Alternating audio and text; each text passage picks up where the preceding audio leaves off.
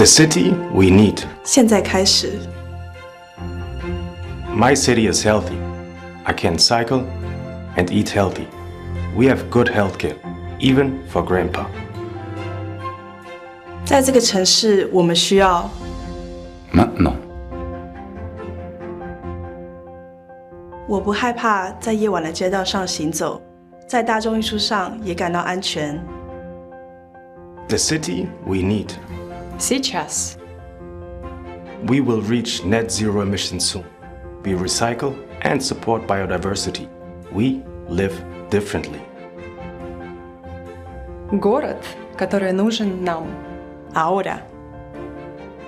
Женщины имеют равные возможности. Права существуют для всех. La ciudad que necesitamos. Maintenant. Me gusta mi trabajo. Hemos creado nuevas profesiones para nuevos sectores. Todo el mundo debería beneficiarse. La ville qu'il nous faut. حالياً. J'aime ma ville. Elle est très belle. Nous célébrons plein de cultures ensemble. Participo en el diseño de mi zona. Mi comunidad tiene voz y voto en el presupuesto local cada año. My mayor says that we are resilient because we are getting ready to face multiple crises. المدينة المطلوبة. 现在开始 البعض ليس عنده سكن ليعيش فيه آمنا. نحن نغير هذا.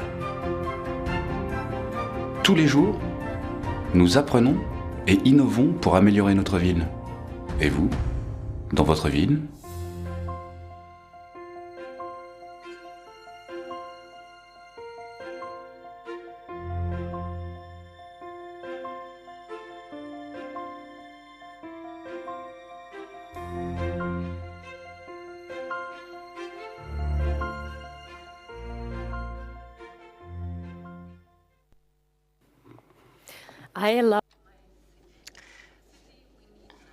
I love my city, the city we need now. We just saw it in the video and we also heard it. And I'd like to very warmly welcome all of you tonight. Stream over the world. Und auch hier schön, Sie alle zu sehen beim Urban Thinkers Campus 2. And I'm very happy to welcome you to the Urban Thinkers Campus 2022, the 8th Urban Thinkers Campus. We are meeting here in Mannheim, which is the German word for man, and it's also a woman's home, of course, woman's Heim.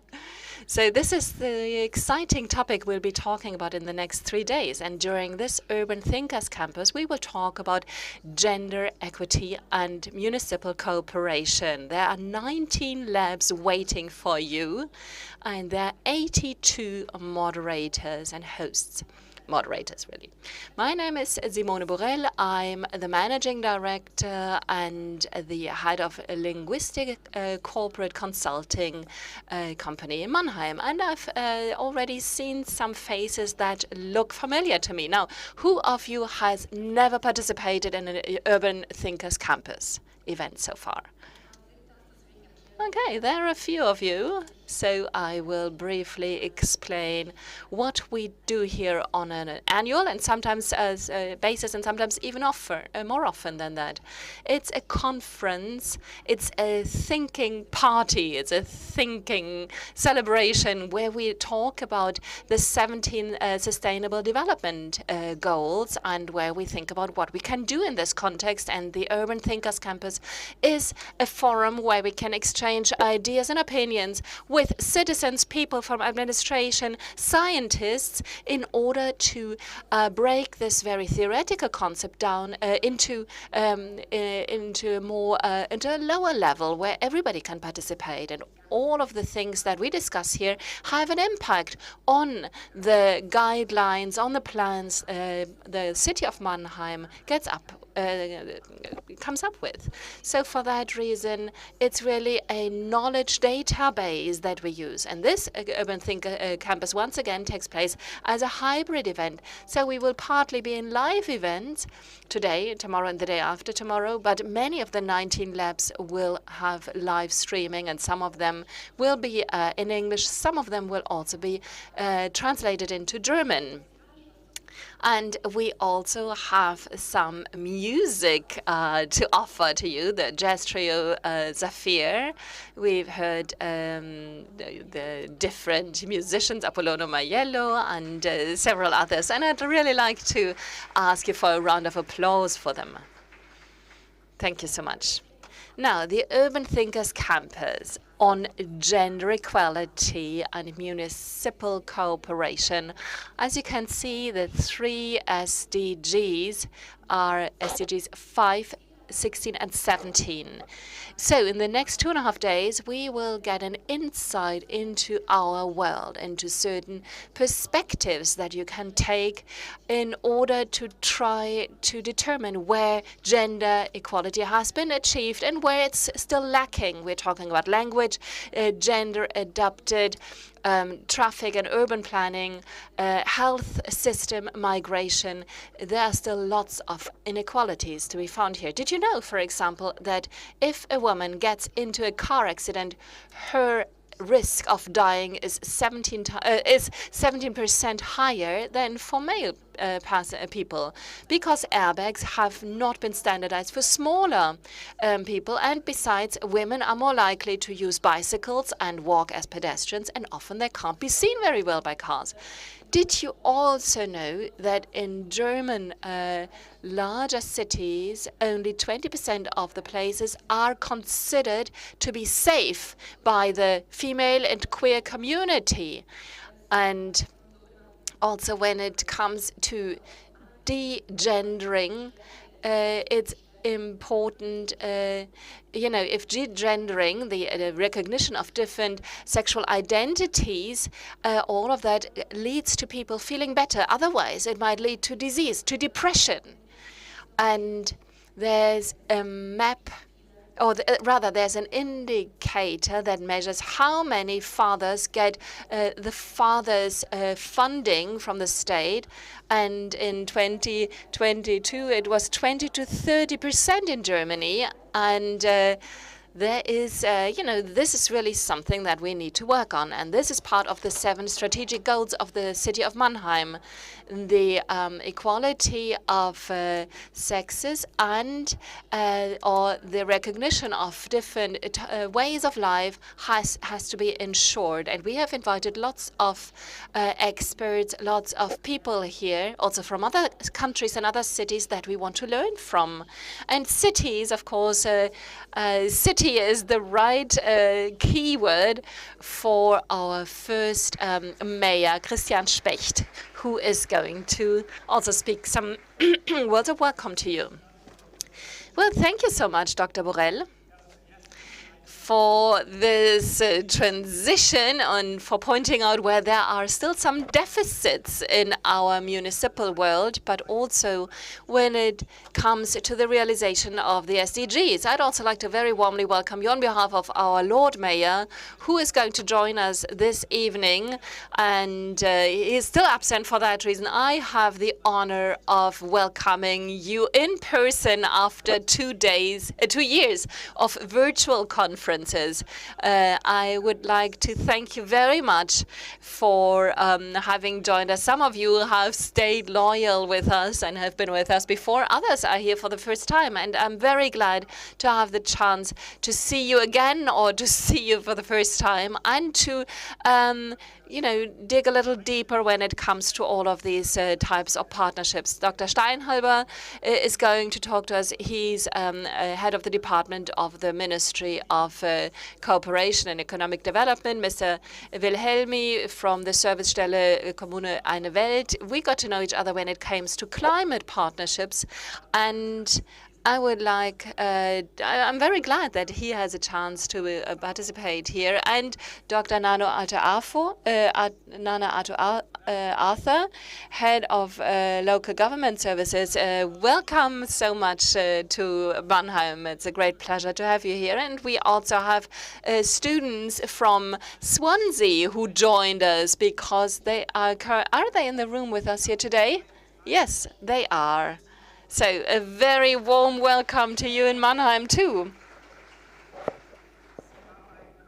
because they are working on a film project for the Federal Gardening Exhibition, and they are also and this is once again how our twinning with the beautiful city of Swansea is filled with life again. And as Ms. Burel said, if everything was that easy when it comes to implementing the SDGs, like the overarching sound of music, then things would be much easier. So I'm very happy that the jazz trio with Alexandra Lemler has joined us here to fill the city of Mannheim, the UNESCO city of Mannheim, with music again. And I'd also like to welcome all the students from the world music careers that is taught at our Pop Academy. And for that reason, I think all of that is really a part and parcel of our city of Mannheim. And I also like to welcome the members of the City Council, the head of the SPD party, the Workers' Party here. And I've also seen a city councillor whose birthday is today. You are celebrating your birthday with us. Congratulations. Best wishes to you, and thank you so much for joining us today. Now, the last time we met 2 years ago, nobody would have even imagined that we would be faced with such an incredible act of aggression and an outburst of violence in Europe that overshadows everything, and that is still the case today. This war, with all its dramatic repercussions, is still incredible. And those of you who take care and who help taking care of refugees know to what extent young people, but also in particular women, suffer from this war. Not just the women who have escaped, but also when it comes to the information that we get from our twin city, Czernowitz, in western Ukraine. And Mr. Linze has organized not just aid transport, but he's also in direct contact with the mayor of that city in order to try to document the suffering that is taking place here, but also to make it clear how important the cooperation between municipalities in Europe, but also the whole world plays. And for that reason, I think there's no better moment than these times when everything that we thought was a matter of course is called into question. It's all the more important to see how important it is to really advocate for democratic values. It's in the cities and the market squares where we see whether people can have free and democratic encounters, and whether we can also cope with a situation where Palestinians and Jews are organizing protest marches at the same time, as was the case last Saturday. So it's really important that we deal with these situations in the right way. It's of pivotal importance that we really also look at these topics. It's not just about the understanding of different peoples, but it's about learning from each other. And I think for the first time, we have a joint agenda. We have developed a common language, and that's the SDGs. If we manage to make sure that we agree on the SDGs on a global level, if we say they play a role in every municipality worldwide, they play a role, of course, with different, there are differences in some municipalities in Africa or Asia. Certain SDGs play a different role than in the Northern Hemisphere, but nevertheless, it is a common agenda we have, where we can connect to each other and where we can work together to make progress. And I think despite all the criticism that has been voiced in the SDGs, sometimes it's important to speak up here. It's in some cases, SDGs might not apply if your water quality is perfect in your country. You don't need to work on that. In that case, you need to really look on your water consumption, for example, and also how the water is utilized. So the SDGs are really outstanding because they are really the basis for our communication, and it's something that can be understood on a worldwide level. And it's just like music that can be understood everywhere. And that is also something that keeps us together as municipalities. And this is also the focus of this event, 3 SDGs that you can see here on the screen. In Mannheim, we support international networks, One World Urban Campaign, Eurocities, EFUS for urban safety, the Global Parliament of Mayors. Our Lord Mayor is represented there. There are many forums that are geared towards trying to improve the quality of life all over the world. And we are very happy that despite Corona, we have been able to have online events, for example, in February 2022 with Kuala Lumpur. And that meant that there was no interruption, really, of this whole subject. Now, today we're talking about gender equality and municipal cooperation to achieve the global sustainability goals. That plays a central role for Germany. It's also for Mannheim. It's also our vision in Mannheim.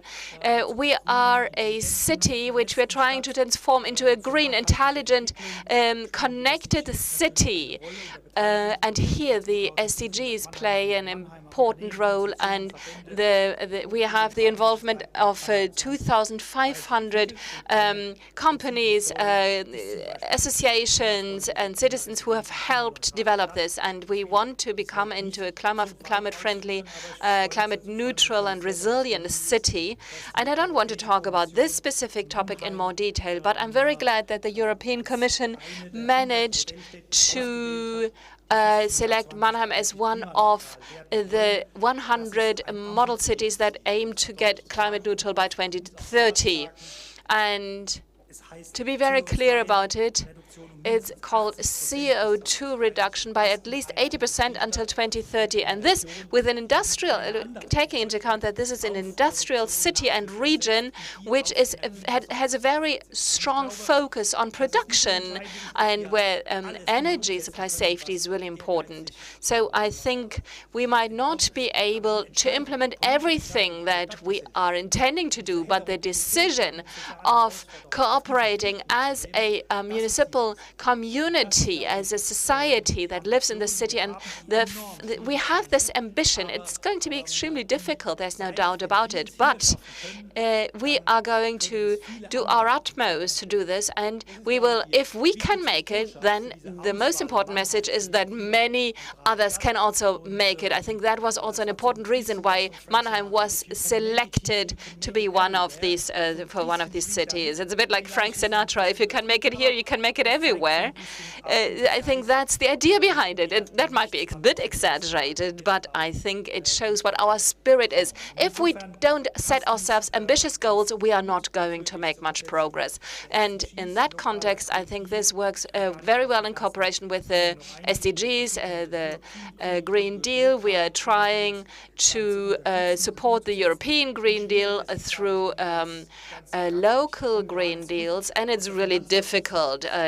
Just a practical example, I just returned from the Financial Committees meeting of the Conference of Cities of the federal state of Baden-Württemberg. And if you look at the ignorance regarding climate protection concepts, ignorance not in the sense that you say it's not good, but in the sense that they simply say, well, you just go and do something about it, without keeping in mind that this requires financial and HR resources. And this was very frustrating. I think there's a long road to go for us, and we as the city of Mannheim have made quite a lot of headway here already. And I think it would be great if it wasn't just lip service for many people, but if there were actual deeds and actions that followed these words. And €9 there's the €9 municipal ticket with which people can travel for 3 months in urban traffic, and the government is going to provide €2.5 billion for this. With this money, we could have electrified all of our buses, whereas here we just have 3 months where people can travel almost for free, but that is going to have been it. And I'm supposed to also point out that we are trying to turn the Urban Thinker Campus into a CO2 neutral event. It's great. You said great things. Of course, it's supposed to be a hybrid event, and of course also the mobility, the transport, catering, everything is supposed to be sustainable. I'm going to keep the notes that I wrote and use the backside of it to write new notes on it for the next day. I think it's important. It's not going to save the world, but it's going to raise awareness, and that is what really matters here. It's going to raise awareness for what every individual can contribute to all of this, and of course, it should also have an effect on, for example, there's a subsidy for forests in Brazil, and for those parts that we can't get CO2 free, they will get a subsidy. There will be subsidies for other parts in the world. And so gender equality in our cities is just the right introduction for this. And I want to give you an example of what something that has really moved me and touched me. Last week I came back from Riga in the Baltics. It's the capital of Latvia. And there we met our Polish colleagues with mayors from Poland and discussed security in Europe, in our cities. This is a forum there. And it was an impressive contribution that we heard from 3 Polish mayors who all agreed in their description how they were impacted by the national government in Poland and were prevented by budget cuts to achieve important objects, tender equality in their cities, because this didn't match the concept of the national government. And this goes to show that this is not a topic that can be handled in a very global way. It has to be handled on site. These were mayors from partner cities, sister cities, who want to make their cities safer. And they are disturbed by that and impeded by that by their own government, their own national government. And this makes it very clear what kind of personal enmities are involved here. And if political demonstration for more gender equality are admitted here in our cities, where there in their own countries they are prohibited. And so this goes to show that we have to go for a long way. And it's also the smaller disadvantages, as Ms. Burel mentioned, which due to a lack of perception, a lack of perspective, underestimated. And I had the same feeling on Monday. We were sitting together for 3 hours, and in an urban district that is not really an easy one, and we discussed how we could improve the safety for everybody there. And it was quite impressive again how 2 young women with a migration background offered to us, Mr. Specht, go there through this district with us, and we will show what we mean, why we don't feel safe there. And I think this is exactly the perspectives that we need, to take a look at what's safe, what's not, from other people's perspective, and not just draw up safety concepts in urban planning. We also have to understand the perspectives of many other people, and this will be a way to achieve change in perception. And this will bring us a bit closer to our goal of gender equality. Many things in Mannheim are underway. In the equality department, we have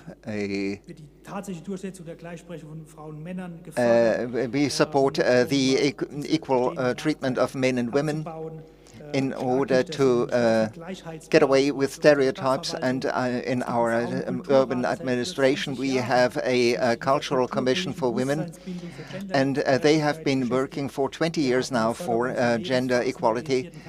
We have gender-oriented career planning for women in professions, and I, as a transport people responsible for transport, I want to promote this too in my department.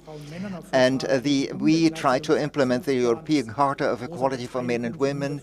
We have participation of 150 experts and 55 organizations, and I hope that this is not just to remain a catalog, a list, that this will be filled also with life, and that we will be able to implement a few things. You can experience a few things in the 3 network. And tomorrow we will be present with our department for gender equality, and we will talk about violence to women and people trafficking, and this also is a terrible reality for the women, female refugees from Ukraine. And what we have seen in Berlin, this makes it clear that our concept that we have drawn up very early on in the Security Committee, we were assured this was important, and we were right, and we are grateful for that. So we have 2 labs that will deal with these concepts. We have a major program ahead of us, and hope that we'll get a lot of stimulation and pulses from all that. And so we are looking forward to hearing from beyond our national boundaries, and this will help us to make our life more pleasant and more peaceful. So I hope this Urban Thinker Campus will be a great success, and I wish all the best for you. Thank you very much to Mr. Christian Specht, our first mayor, and for his personal reflections on this topic. And we will go on right away in our program. We have to welcome a few people here, people who are attending this UTC. I would like to welcome Lisa Mashim from Malaysia, Mr. Achim Abdul Rashid, and Holly Smith. I hope I can read my own handwriting, and Tina Gan. Akuvaida. And from this list, I will go on. First, let's give him a hand, our first mayor. Very well. And I now will go on with our official program, because we also have 2 other guests here whom we would like to welcome. And the first one is, I quote, should be in the call. Hello, dear Dr. Jochen Steinhilber, a member of the Federal Ministry of Economic Cooperation and Development. Nice that you were able to log in. Thank you very much. I hope you can all hear me well. Dear Mr. First Mayor, Mr. Specht, ladies and gentlemen, good evening, and thank you so much for the invitation to a very special conference in a very special city too, as I see it. Oops.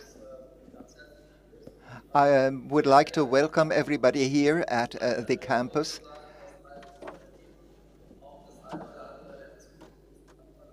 unfortunately, the sound quality is now very poor and the interpreter is hardly able to understand the speaker. And I've been to Mannheim repeatedly and enjoyed the city with its very special layout very much. So, allow me an early comment. The welcoming address by Mr. Specht shows how very interested those politicians are here in Mannheim, and with how much commitment they do their job also in this very specific field. Mannheim is the only German city who has at least one UTC every year, and they make this mission even a tradition in order to improve the the future design of our cities, and to make it come alive. And this is why I think it's such a lovable city, also with a future perspective. And I can't emphasize it enough. And we need models like this cities to make further progress and motivate others more. And my ministry is therefore willing to continue with our funding program in order to enhance the global commitment in this field.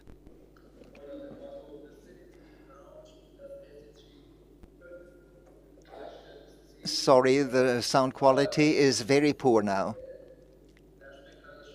As Mr. Specht said earlier, we have a very broad agenda here, which is very ambitious. And this will also support, of course, the continued life of the SDG agenda as such. So with this UTC, this is something that provides orientation and that will motivate people to cooperate.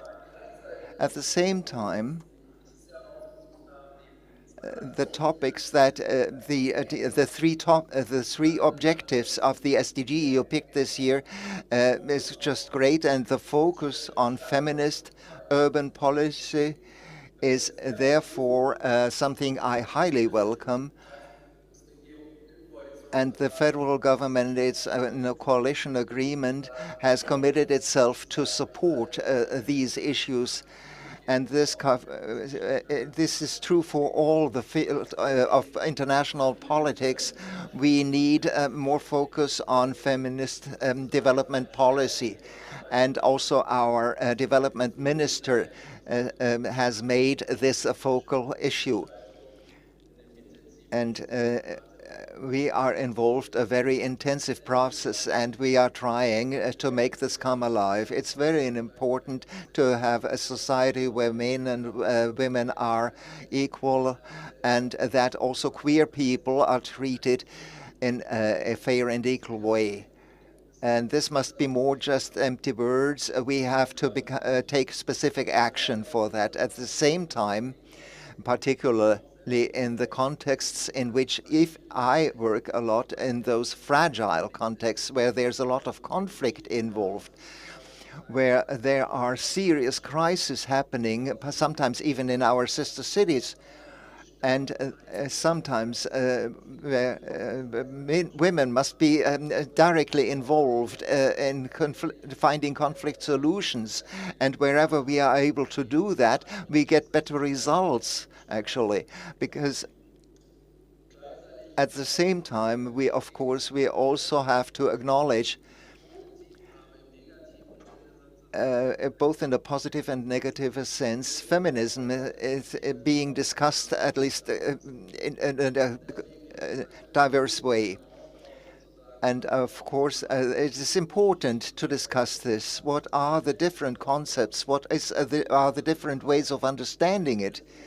Feminism, practical hands-on feminism, specific feminism, can contribute a lot to societal change. And this will also involve the realization of human rights, irrespective of their gender identity, their migration status, their age, possible handicaps. And of course, this is something we also want to support on the level of municipal development policy.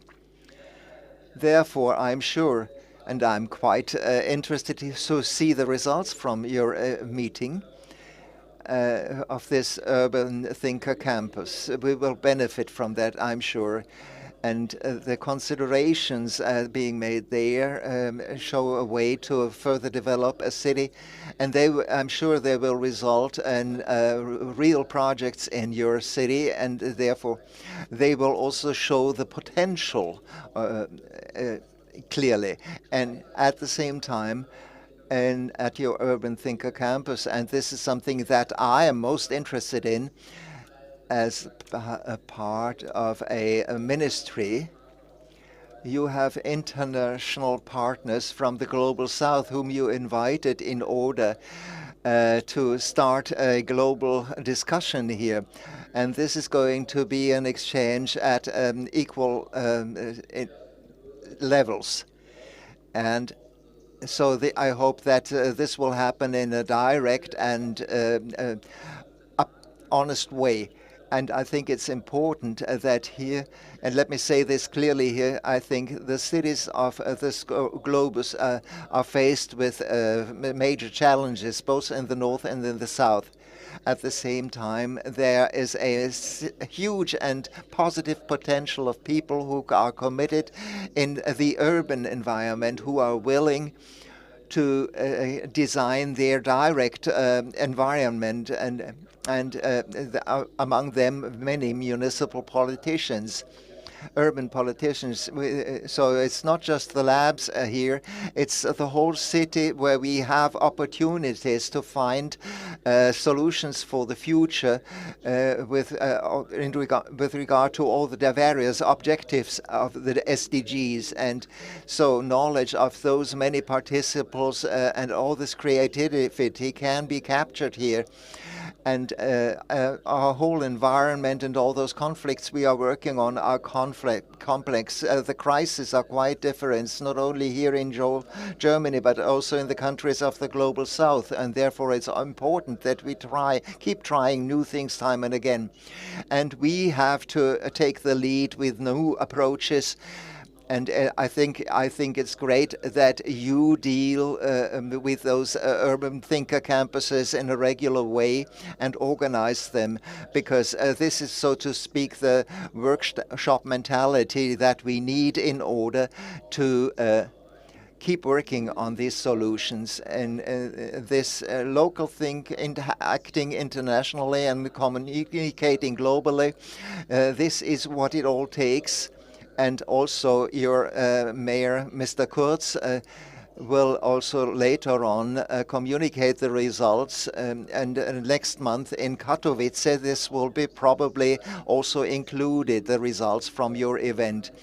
And all those valuable results achieved at communal level need to be communicated in global discussions. This is a way to achieve jointly that these joint ideas developed will be achieved by 230 with regard to all the 17 SDGs. And we, at the same time, will need the local and specific examples and implementations. And this is very important so that people can actually experience the outcome and that we can go forward towards a joint future. Ladies and gentlemen, I would like to address a second aspect for the next few days. My ministry promotes a communal development policy and the implementation of the agenda. because we are convinced that cooperation with partners from the global south in questions of communal provisions for the future is important, and to a reflection on those global results and impacts will also be an impetus to commit and engage in sustainable development at various levels. And this is a very convincing outcome that we have here. And we will make every effort to support you in your work. And all what it takes there is it's all necessary for at the communal level to take action there, and also to develop political standards and ecology, climate change, the corona pandemic, all these play a major role. It's not only important for the global south, also for us. We have to be able, in a crisis environment, we need to be able still to design our environment under very adverse circumstances sometimes, and we have to have some leeway and open places in order to be able, in cooperation with others, to make sure that our environment will improve, that we adapt ourselves so that we can overcome the difficulties. You know that if we act conjointly, it will contribute to change, and we need to take small steps, and we need them. Even though they might be small, they are a huge sum at the end of it. Or to keep with the image Mr. Specht used in terms of music, we need lots of good solo players in a concert to have a beautiful song at the end. Now, the city of Mannheim, I think is a great example for this, and it is shown in many ways that investing into local but also global ideas is really pointing to the future. It's very future-oriented, and for that reason, your city is a role model for many other municipalities. And you also fill this with life. As you said, Mr. Specht, in the course of the war in Ukraine, you published a resolution on the Russian attack on Ukraine, where you also expressed your great empathy with Ukraine, but you also decided that you wanted to deepen the relation with the Ukrainian city of Chernovitz. And what is also important, and that is also something that is shown in this conference, when you look at the guests that have been invited, you didn't forget that the partnership also needs to be continued with other regions in the world.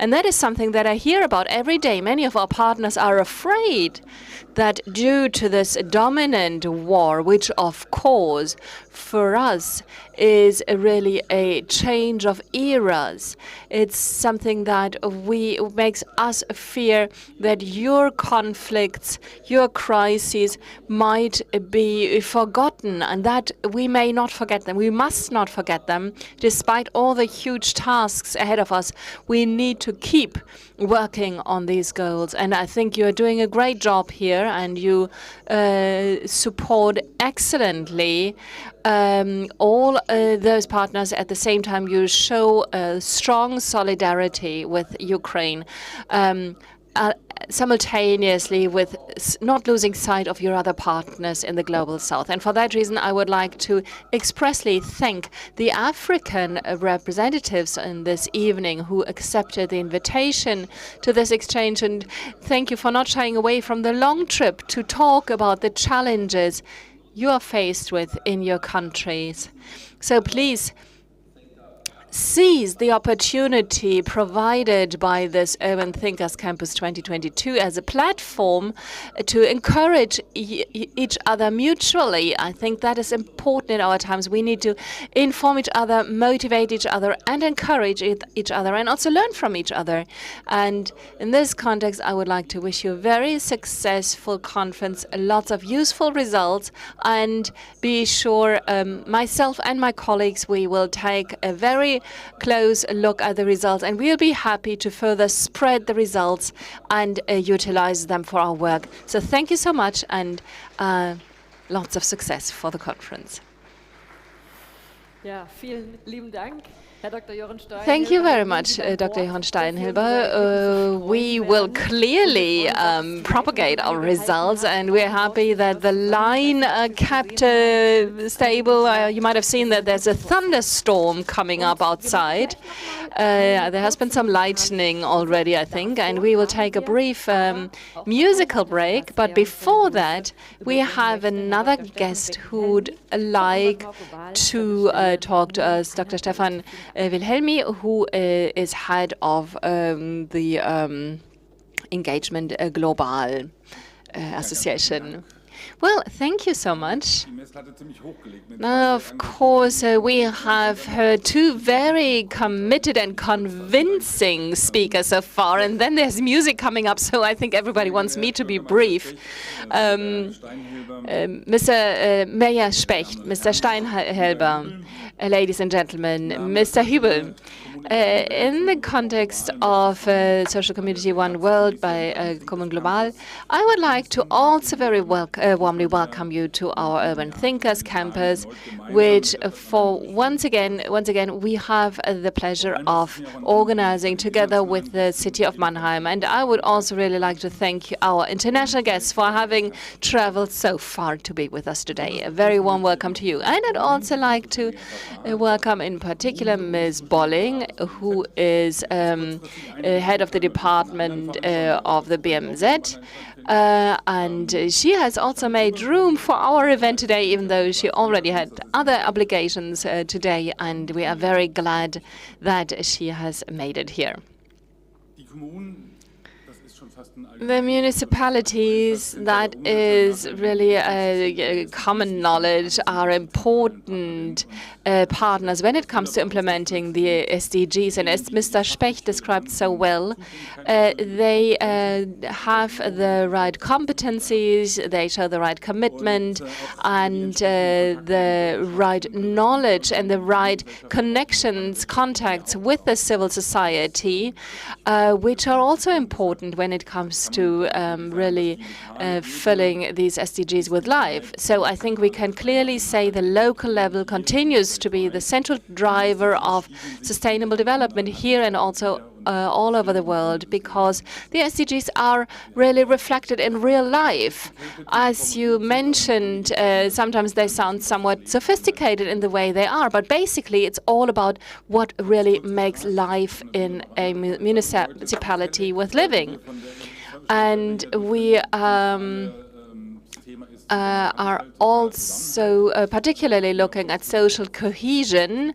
You had already mentioned this topic, and this is really important also in the context of the SDGs. How can companies be shaped in a way that their transformation processes don't endanger their social cohesion? And one important aspect in this context is also the equality of sexes. For that reason, I think it's a great choice of those three dice here in the front. In all of those fields, a lot remains to be done in Germany and also globally. And global partnerships are, of course, particularly important for us. But peace and justice are more endangered right now than we could have ever imagined a few months ago only. And that's very depressing, really. The city of Mannheim implements lots of activities, lots of measures, and they are one of our most important partners. And I'm not saying that to be nice, because once again they've invited me, but I'm really convinced of that. We're very happy that David Linse, the head of the Department of International and European Affairs, is a member of the committee here, and thus he is able to convey and make this expert knowledge be heard here. It's important for us to be an interface here. We live off what you implement in the municipalities, and we try to really implement it, make it internationally available scalable and replicable. Now, on the whole, the city of Mannheim is working with 9 twin communities or municipalities in the south, and we are always very happy if we have a chance to support you also when it comes to Ukraine in the cooperation with Moldova. Here, I think we will have to stick in a close cooperation, because that way we can probably provide even more support, and Ukraine certainly needs it. We are supporting the city of Mannheim in a 2-year city vision process, 2030. I have had a chance to speak on this topic before, and this process, which was really important for the city of Mannheim, was something where relevant stakeholders from the society and from the science, as well as politics, as well as citizens, they were all involved, they were all invited to develop this vision for Mannheim. And the Mannheim City Council approved a resolution on it. Therefore, it is actually a binding vision, which serves also as a model, as a role model for many other cities. And now, after 3 or 4 years, it's probably time to check whether everything that has been approved 3 or 4 years ago is still valid and applicable. Maybe there are some adjustments, some new ideas will come up now, also inspiring ideas for the future of our cities. And of course, also for the city of Mannheim in a globalized world, which has clearly changed in between. The Urban Thinkers Campus 2022 wants to further anchor the idea of sustainability in the minds of people and further propagate it. As Mr. Steinhilber said, the propagation of these ideas is central, really is crucial. The objective is to support sustainable urban development, and the UTC is supposed to be a space where local and international experts can exchange views and opinions. And it was really impressive to hear how many international guests are participating in this discussion. And I think all of this makes the whole process extremely fertile and useful. And you are all supporting this process, everybody who is here. Those who make their knowledge and experience come to bear, help support the sustainable development of their municipality, and their input also provides input for the national level. The municipalities are reporting about the implementation of the SDGs to the United Nations. That's what the city of Mannheim has already done on a voluntary basis, and that's extremely important. There will be further possibilities for the city of Mannheim, where the political forum of the United Nations also come into play here, and also in the context of the G7 chair that Germany was holding, and here Mannheim was also very important, and there is a very impressive declaration that was made in this context, and it clearly pointed out what the local responsibility is. Mr. Linse will certainly be able to send around this final document to you, where you can read through everything. It's really worth reading it. I can only recommend it to you. Now, there isn't much time left till 2030. This is something that is very close now, and the idea is not to have made the goals known to every municipality, but rather to have them implemented everywhere. And as you described, there's a high pressure to become active here, because that's really the municipalities is where things really happen. And I'm very grateful that I have the opportunity of being here with you. And I would also like to support and to promise you all the support we can provide you, our association. And I wish you lots of success for the next 2.5 days. Lieben Dank an Herrn Dr. Wilhelmy. Thank you very much, Dr. Wilhelmy, and we are always glad about quiet and noisy people, and we are happy about people who speak for a long time, but also those who speak briefly. Now we are going to have 2 more keynotes before there will also be a little food for you outside. But the first point now is a music point on the agenda. The Trio Saphir is going to play beautiful music for us. At the same time, we're going to open all the doors so you can get some fresh air in this room, and we will then hear you again in a moment.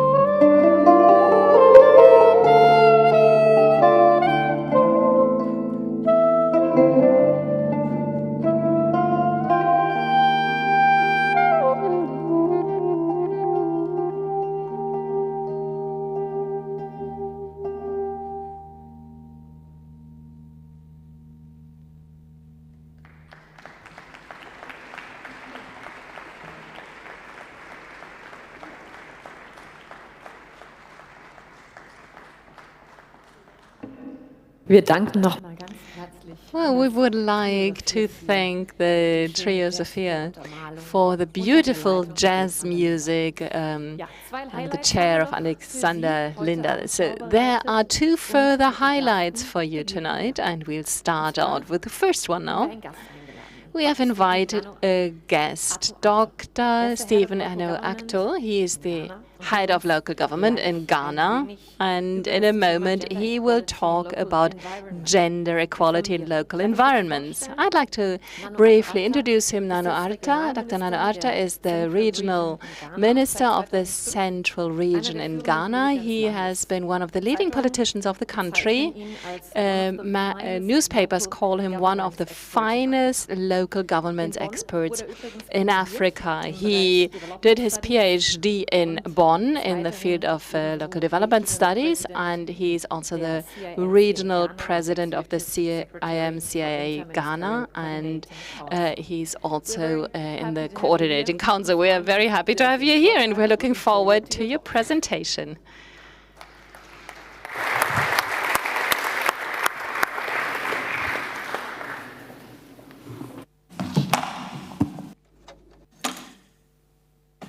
The Honorable Mayor of the City of Mannheim,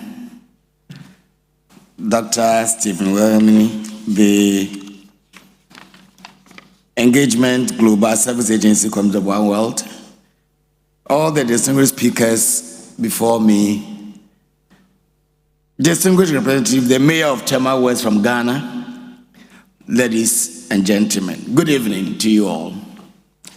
I bring you warm greetings from the President of the Republic of Ghana and the local government service. Being here this evening brings me unending memories of my early days in Germany. About 25, 26 years ago, I was at Technical University of Dortmund, where I did my master's degree, and then later on the University of Bonn, Centrum for Entwicklung Forschung, when I did my PhD. And so Germany has become a home away from home. It's a great pleasure to me speaking this evening at the Urban Thinkers Campus in the city of Mannheim. I want to take this opportunity to thank the Mayor and the City of Mannheim, Engagement Global, and all of you for the invitation extended to myself and the Mayor of Tema West in Ghana. Let me first indicate that in the past few years, it was only women who gather to discuss women's issues. However, today's gathering of both men and women is a testimony of the route we have traveled so far. Gender equality and sustainable development goals.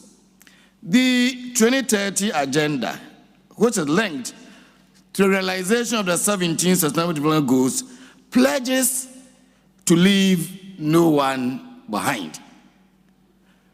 Sustainable Development Goal 5 concerns gender equality and intended to achieve gender equality and empower all women and girls. This is reflective across goals, and essentially local governance now is about leaving no one behind. The SDGs emphasize a systems approach to development, which must be aligned to a systems approach to local governance and the associated obligations.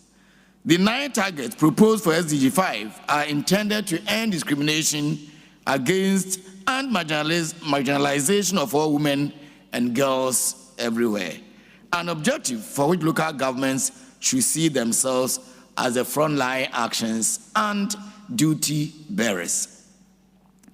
Implementation of Goal 5 promises to usher in a better world as gender parity would have substantially achieved in a sustainable manner by the year 2030. I must admit that gender equality is not just about economic empowerment, but also the urgent need and moral responsibility on the part of all stakeholders to ensure the inclusion of women's voice in the decision-making process. If carefully pursued and implemented, Gender equality will, among others, yield the following dividends. 1, enjoyment of basic human rights. 2, prevention of violence against women and girls. 3, ensure economic well-being and prosperity. And 4, improved health and safety of women and girls. The World Urban Campaign is dedicated in implementing the new urban agenda to achieve the SDGs. The campaign's principles are enshrined in the framework of the city we need. Under Principle 4 of the City We Need Now, TCWNN, which focuses on inclusion and gender equality, provides guidance for promoting gender in local government. The city we need now refers to an inclusive city where no person, social group, sex, age, group, race, culture, ethnicity, or another factor is excluded from the social, economic, cultural, and fiscal goods delivered by just, productive, sustainable, and well-planned cities. Human rights are equity, and equity are at the forefront of its policies. The TCWNN considers not only women, but other disadvantaged groups, including migrants and refugees. Now, the National Policy and Administrative Trust of Gender in Ghana. Ghana's first president, Dr. Kwame Nkrumah, as far back as 1956, introduced the Representation of People's Amendment Bill, which made it possible for women to participate in politics. Then in Ghana's 1992 Constitution, recognizes equal rights of men and women in all spheres of life and prohibits discrimination on the grounds of sex, religion, gender, and ethnicity. Again, in 2015, a Ghana national gender policy was crafted to mainstream gender equality and women's empowerment concerns into the national development. Today in Ghana, we have the Ministry of Gender, Children and Social Protection, formerly Ministry of Women and Children's Affairs, to drive national efforts and to bring to the fore issues of gender inclusivity and equality. The Ghana's local government system and gender considerations. Ghana has a system of local government that aims to bring governance closer to the citizenry and promote grassroots participation. The system thrives on the availability of elected officials and career public officials who exercises executive, deliberative, and administrative powers on behalf of the electorate. Now the responsibility lies in the bosom of the local government service, and I'll explain this. In Ghana, we have a Ministry for Local Government, Decentralization and Rural Development. The ministry and other ministries are in charge of policies, but the local government service, that is responsible for all the staff in the sub-national level. That is the service in charge of the staff. So when you come to, let's say, Mannheim municipality, the staff are not Mannheim municipality staff, but they are staff of the local government service. Her staff, she's a municipal chief like in Ghana, a mayor. The mayor reports directly to the Minister for Local Government. All the other staff in her office report to my office. In other words, those days you had one civil service. In Ghana, we have both civil and local government service. The civil service is in charge of the staff at the ministry department level. The local government service is responsible for the staff at the sub-national level. And the sub-national level is from the regions. The region over here, Annette, the region will be what? Bundesland. Thank you very much, Annette. So that is analogous to our region. And then the municipalities, of course, they are municipalities, but in our place, we've divided into metropolitan municipalities and districts. Metropolitan are the major cities: Accra, Tema, Takoradi, Tamale, Cape Coast. Those are the metropolitan assemblies. And we have municipalities, and of course, the rural areas, relatively we call them the districts. And there are 261 in all. We have staff of about 36,000. And these 36,000 staff, we have 12,344 being women. This constitutes 36.7%. Then when you come to my office, the Office of the Head Local Government Service, I have staff of 113, out of it 32.7% are females. At the regional level, we have chief directors who are in charge of administration, and out of the 16 chief directors, 2 are women, Accra and Kumasi. That is the Greater Accra and Ashanti regions. The 2 most powerful regions in Ghana, the chief directors are females. Then 15 members of the governing council of the local government service, 5 are women, exactly a third. Now comes to the mayors in Ghana. There are 261, 34 are females. Not very satisfactory. That is about 13%. Then again, the city mayors, the city managers, as if it's the same as the mayors. 34 out of the 261 are females. They are city managers. That's also 13%. So giving you the statistics of women in Ghana's parliament, in 2012, out of the 275 elected members of parliament, 30 were women, 11%. Come to 2016, it grew from 30 to 36. 2020, 40. And when I give you 2012, 2016, 2020, it tells you that Ghana goes for polls in every 4 years. That is for both presidential and parliamentary elections every 4 years. 2012, 11%, 2016, 13%, and 2020, 15%. We're going for the next election, 2024. I believe we'll be able to move to about 18-20% as elected females. In 2015, the first female chairperson of the Electoral Commission of Ghana was appointed. They oversee the elections, both presidential and parliamentary. And in 2015, we had the first female chairperson.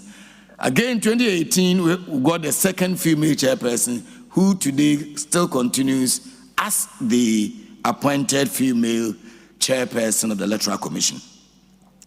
What are the measures to mitigate gender gaps? Because if I tell you 11%, 13%, it is not very encouraging.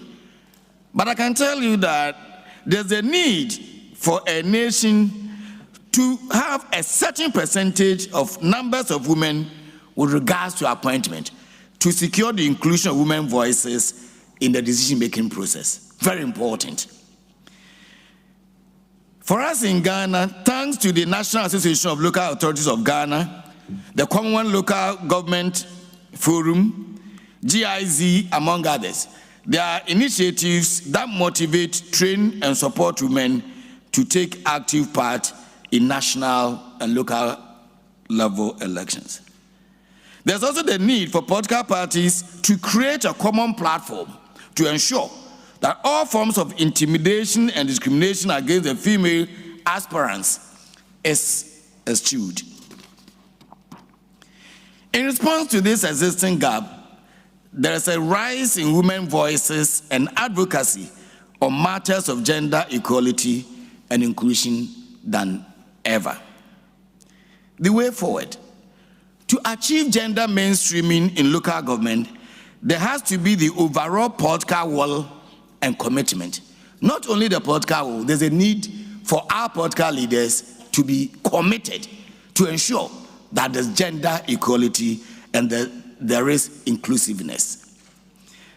In Ghana's 1992 constitution, it makes commitments to basic human rights and equality before the law. Article 17 of Ghana's 1992 constitution forbids discrimination on the basis of gender, race, color, ethnic origin, and other features. I believe that local authorities have to be guided to integrate gender sensitivity in their interventions in delivering services, promoting local economic development, and mapping gender resources in their localities to enable them provide equitable opportunities for the development of women and all sections of the population.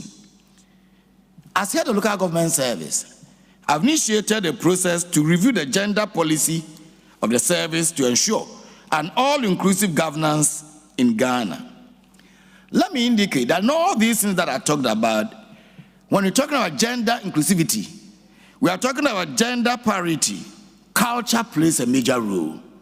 And in Africa, where to a large extent, the number of females who get to the tertiary level of education as compared to males, you can get about 70-30, maximum 60-40.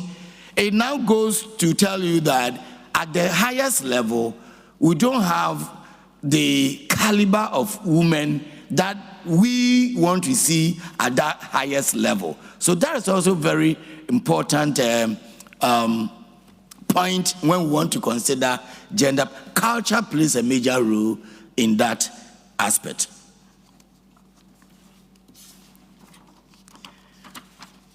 So as I said, I have initiated a process to review the gender policy of the service to ensure an all-inclusive governance.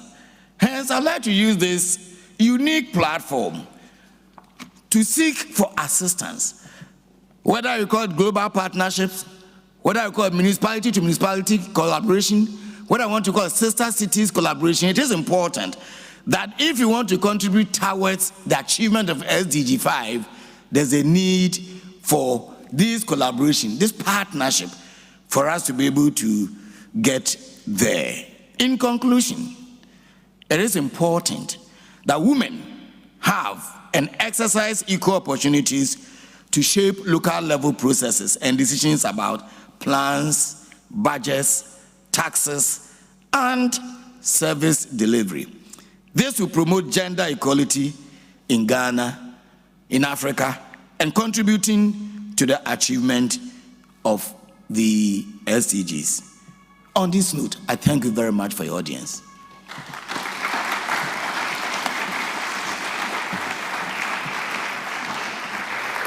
Wir bedanken uns ganz, ganz herzlich. Thank you very much. Thanks for this, these honest insights in the situation in Ghana. And we have one agenda item more for you. I may announce our second speaker, Yvonne Zwick, chair of the BAUM, the Federal German Working Group on Environmental Conscious Management. In her presentation on gender equality, we will hear even more about this topic. Yvonne Zwick is one of the most highly profiled experts in this field. So, some designate her she is a theologist, has studied that. She has went through 4 different positions of the Council for Sustainable Development, and she has co-designed the Codex for Sustainable Development. Dear Yvonne, I'm so pleased to have you here and that you will give us some insights into this specific topic of yours. A long way, and it's far away, this rostra. Are you ready for another 20 minutes of listening? It's a wonderful day here today in Mannheim with nice summer-like temperatures, and the topic I brought for you, it will try to see whether perspectives in economy and politics and social society, what are they? Are there any prospects of reaching gender equality? So I really brought lots of slides. I will not go into all of them. You will get them afterwards to take home with you.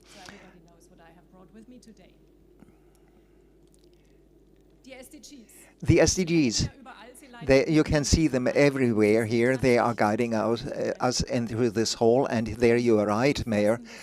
They provide a comprehensive tool for dialogue. They are thrilling in their simplicity and colorfulness.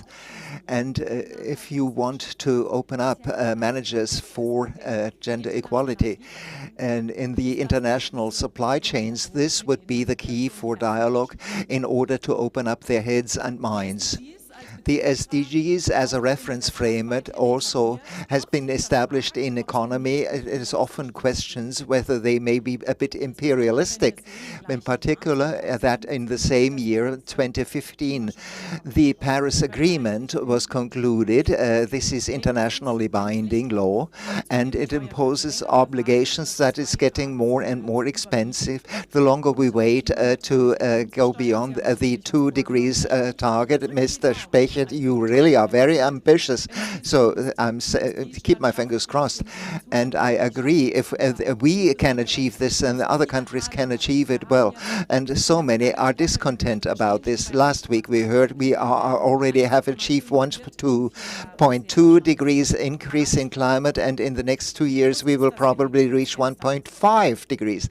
So take a look at this picture under the aspect of gender equality. How many women are there? Just make reference to the SDGs with this picture. Who actually designed the SDGs? Who did that? Just as many women like men are shown on this picture. Were there more men or were there more women involved? The answer is it was exclusively women. It was Paula Caballera, who as the director for economic affairs and social affairs worked in the Colombian Ministry of Foreign Affairs. With this concept she developed, she immediately got the support by Vice Minister Karin Ordóñez, and then also later on by the female president. The next supporters were again 2 women. Jimena Leva from Guatemala and Hemin Yu from Singapore. Later on, people would say that this was a Latin American initiative, women only. And I think it's very important to remember this clearly, because the SDGs are so clearly simple and yet so complex if we go to the level of the indicators and the sub-targets. And how, when we try to figure out how we can measure the levels in our society, then this is simply mind-blowing. So why do we need more gender equality? Why do we need the respect of the complexity and at the same time the courage to embrace complexity? Due to the planetary burden in May, we had have already used up the resources of our planet of Earth. And this date was shifted in earlier and earlier, much to our misery. And of course, it's clear we won't stop doing business, and we don't stop at a given date, like the 6th of May. But we have to try and be smarter in our business activities and go more in the direction of a regenerative development. The World Climate Council said if we want to reach the 2 degrees target by 2030, we have to have less than green gas compensation, and in order to achieve that, we need minus 153% emissions. And out there, there are people, how should I measure these emissions? I cannot do this. This is beyond my control. Yes, we have to do that. Everything else will be fraudulent. And this is not something we cannot have here on our plan. If we want to reach this 1.5 target as a neutral point, then we assume that we can still handle this, that we can handle the cost. And if we want to achieve this, then we will be on the neutral zero line here. If we go in the direction of a regenerative development, then we will also have to re-establish the regenerative capacity of the biospheres. So we need to go in investments in biodiversity, in planetary regenerative capacities, and we have to keep a look at the SDGs. Here you see one page from the Voluntary National Report of Germany regarding the SDGs that was issued by the federal government last year and submitted it to the United Nations, and actually the government is quite satisfied. We have the sun twice, and as regards women in management position, also a sun symbol. I think the sun symbol with fathers who take family allowance time, and at least they take 2 months off in order to get 14 months paid. So there's no way of dealing with it with 50-50. So, and the country needs new men so that we will actually achieve gender equality. Here you see the wage difference between men and women. It exists, but it doesn't decline clearly. If you cannot achieve the target, and if we wanted to achieve it, would take another 64 years till we have equalized that in Germany. Here is a cloud. What are the conclusions of the federal government? The federal government decided that the target of equal participation of men and women in public service by 2025 must be reached. The federal government wants to enable young adults to not just look at stereotype careers.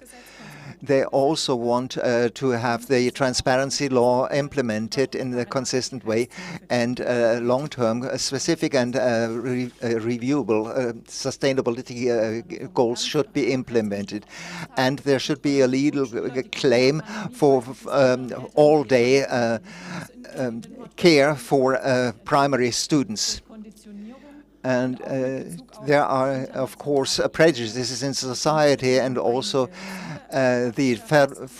some objectives have been described by the federal government also that are quite progressive and show good approaches to professional career training. And it includes women as well, everything with the objective to achieve SDG 5, not only in Germany, but through Germany and international cooperation and in international business relations. Let's look at the supervisory boards. There we had a sun symbol. This is for a company in Villingen-Schwenningen. This is Bayer AG. This supervisory board is by Zalando. And if we look at the share of women, then growth, despite of the quota in the law, has grown very slowly.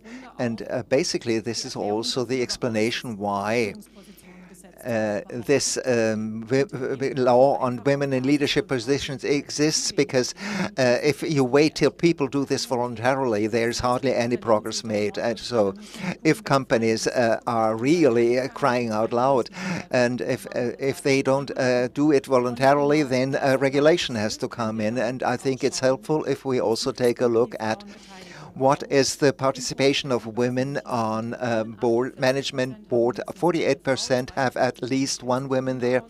The rest does without them, and there are 5% listed companies that have one female CEO. So MDAX, TechDAX, and all the systems are involved. And what's the objective of this law?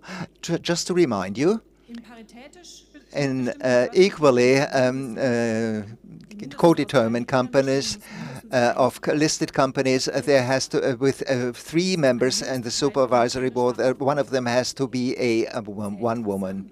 And so what's interesting is when members or members of the federal government from the federal ministry, family ministry, looked at their own institution, what is the share of women in the federal government, and they looked at the various bodies there.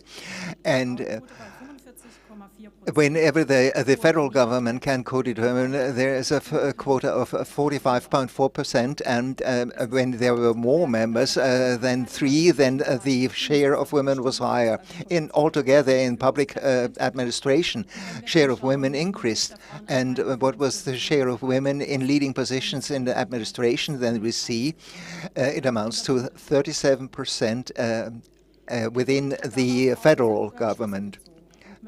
Federal government drew conclusions, and parity should be reached within 3 years' time. What's interesting is the comparison with federal companies. At the top level, we have 19.9% in 2021, that was, and when there was a municipal participation in the companies, this was slightly less, 19.5%. This is a university study, and the big cities make a bigger effort than the smaller cities. So structure and open-mindedness, it takes a bit of all that to imagine that. And who takes the lead has to do with urban culture. And then there are the various sectors of industry where women are not so heavily represented. In social offices, in healthcare, it's higher, and in digitalization and IT, of course. And this is quite easy to imagine that participation of women is very low when we look at the foundation of startups. Now, let's take a look at the federal level, and the conclusion drawn here was stricter rules on how to reach parity will also raise the levels of effort made.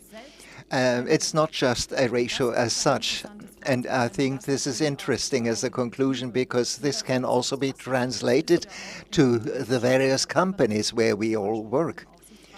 And if you look at the various supervisory boards, we are not yet on a good way there. If we look at the startups, then we once again see that when women as founders are 70%, and during the pandemic it declined a little, and care work increased, and therefore women are not so highly visible as founders. And the IW studies, women in the startup world, young women lack self-confidence with regard to creativity and flexibility. I think we can do something there by, for instance, considering what are the startups we are looking at. We look at those with high capitalization and in the range of millions. But the interest there is to garner profit quickly. We as women promoting sustainable management, and there are opinions and analyses which say women found companies differently in a more social way and in a more sustainable way, and they take care that the whole economy can develop positively in the long term. And therefore, we have a cooperation approach in the federal state of Saxony. There we have a federal sustainable startup test to see how can we support new foundations at the very early stage even. we have to be more mindful in dealing with each other also, because it is not just fate that people get burnout when they are in management positions. And I see this far too often in both male and female founders of companies because they can't shoulder it anymore. Let's take a look back at the SDGs, and this is a picture also of a startup who's having in trouble right now, positive impact, and they checked what about the earnings per share in the West. And they found out that as long as a company only tries to comply with the law, supply chain sustainability act, and then it's all these things are risk management and don't make any profit. And if I go to the next level, if you take a pragmatic approach and, for instance, try to save resources and by look for sustainable relations with suppliers, and the more strategic and more driven by sustainability, then this will be intrinsic. And the more I want it and I can do it, the more I can not only even increase my profit, I will also make a positive contribution towards sustainable development goals and not just support my own business model. Men and women, male and female leadership structures are compared here. What are the skills required? This was my next thought that occurred to me. And I thought that we have to come to change our lines of thinking. If we look at the federal government, what they do, we can understand that it has to be cross-departmental. How do we get from change management and apply these concepts to the individual silos? We have to think in a more networked way. We have also review our various patterns of thinking and speaking.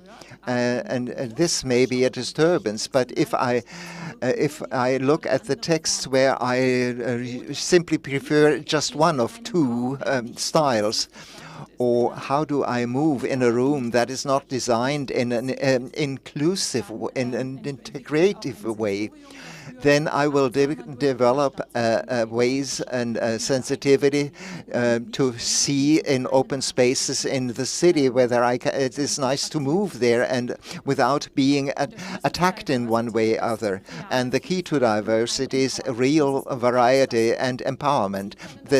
You can do that. You can do it.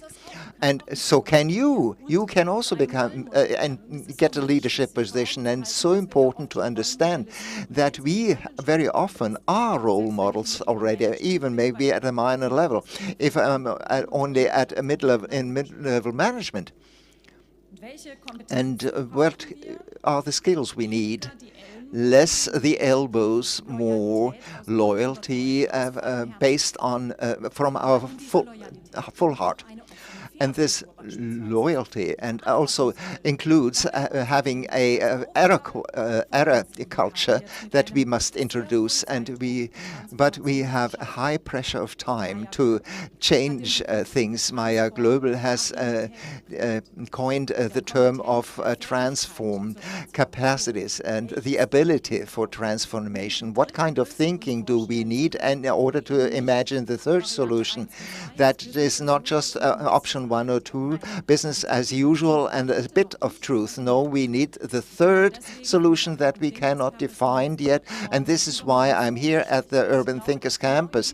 And I think it's so important because I think the third, fourth and fifth solution that haven't been brought up, that haven't been discovered yet, they may emerge here. And a smart woman who works in the field of culture once said, key competences for sustainable development are resilience and not taking oneself too important. So it depends all on you. You must understand that you can do it. And if you realize this. It's important because I think this can be, we can help lots of people to change their lines of thinking. They don't feel addressed and therefore they cannot imagine. And when various ways are used in German language to include both genders, well, this is nice, but if we look at the skills that are required and that can be worded in a more integrative way, then we can use our rich own German language in order to tap all this potential. And we have lots of opportunities here. The pandemic has taught us a few lessons how differently we can work, and that maybe we can combine life and work in a better way. And so that if we want to have some free time in the evening to socialize, and then there's still the message from management, the sick leave state ratio is high, and when citizens go to the government centers, then they are not treated in a very friendly way very often. And like in Berlin, last week in Berlin, there was a great article in the Tagesspiegel paper, and it's so hard if you're treated like that. So the question is, well, who will survive? Who is hard enough to deal with these working conditions? And it's again survival of the fittest. And we have had wars not too far away from us all the time, but this one is really close now. Now, these are books that I read when I had to find a new job. Why are so many incompetent men in leadership positions? This is really funny to read. And basically, if you want to look for if you are aiming for a leadership position, look at the network behind it. And the next one is Female Leadership by Simone Burel. This will be introduced in our digital library at BAUM, and it's awful. I had to staff bodies freshly, and I was really difficult for me to. In fall, I have a meeting of members, and 22% against 78% men. I have two deputies who are great men, but in order to implement a modernization agenda is difficult. And of course, I will also address men to do that. The Donut Economy, I think it's a wonderful book in order, with a basis like this, to embark on absolutely new dialogues. Simply because we need a business model that will not destroy our planet. And I think the highly optimistic reading is we are all social beings, and this is the hope that's driving me to go out there time and again and to talk to those cynical guys. Come on, you actually, what we want is what you want, and you are certainly and I mean, all these suffragette cliches and stereotypes, they are not the solution. I want my third and totally different way, and I want to find that because I think that diversity of mindset has a lot to do with experience, with socio-economic backgrounds. And it's not just the women quota as such is a proxy. It is an indication of how open a structure is, and everybody who can increase the share of women will make sure that also they will have a higher share of time to speak. The Munich Security Conference, there was a women dinner, dinner for women only.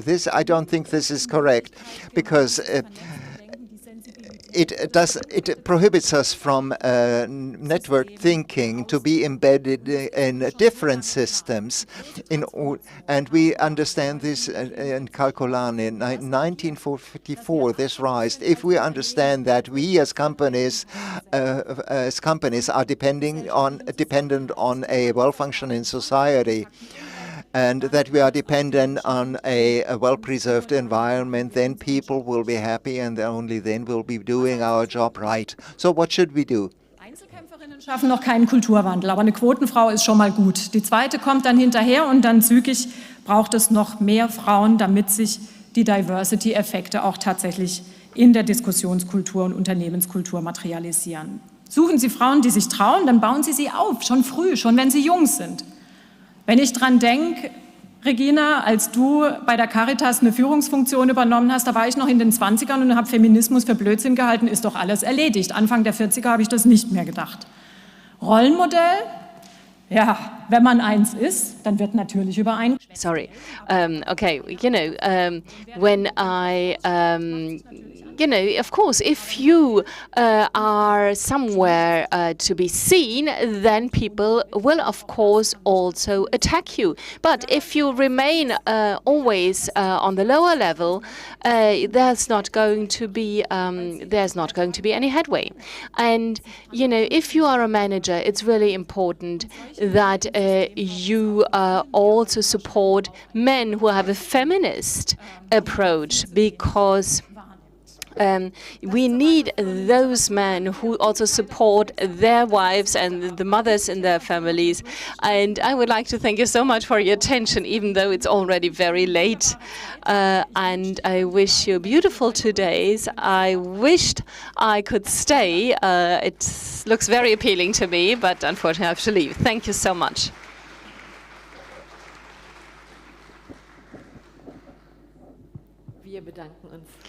We would like to thank you very much, Yvonne Zwick, CEO of BAUM, for all the beautiful books. And I have seen that Mr. Specht has written down the title, Basically Good. That's the title of this one book that you recommended, and it sounds like a really good idea to read this book.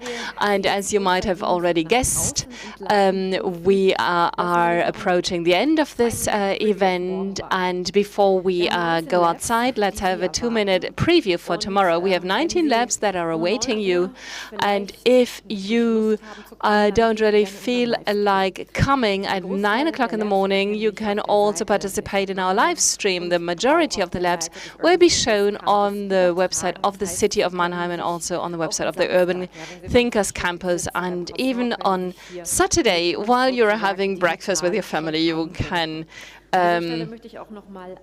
join us digitally. And I would like to very warmly thank all those who made this event possible, the technology team from Millennium, as well as Christoph Hübel, Roger Bruckner, and all the team that have come up with this event in just 2 weeks' time. That's at least my feeling. And lastly, there's literature tip. That's the Gender Equality Action Plan of the City of Mannheim. You can hear it in Urban Lab 19 with Professor Schraut. She will talk about it tomorrow, and I already heard Ms. Dalami. It's not just an action plan, but it's actually an action catalog, a project catalog. And 20% of the projects have already been implemented. And you also have a chance to meet Ms. Dalami, Urban Lab 2, implementation of gender equality approaches when it comes to supervisory board work. As we heard, there is some work that remains to be done, and Franziska Sauer will also tell you about gender-adjusted citizen communication. Urban Lab 1 is also interesting, gender-adapted city in Africa, opportunities and challenges. So please join us tomorrow and on Saturday, and now have a beautiful evening and valuable conversations. Thank you so much.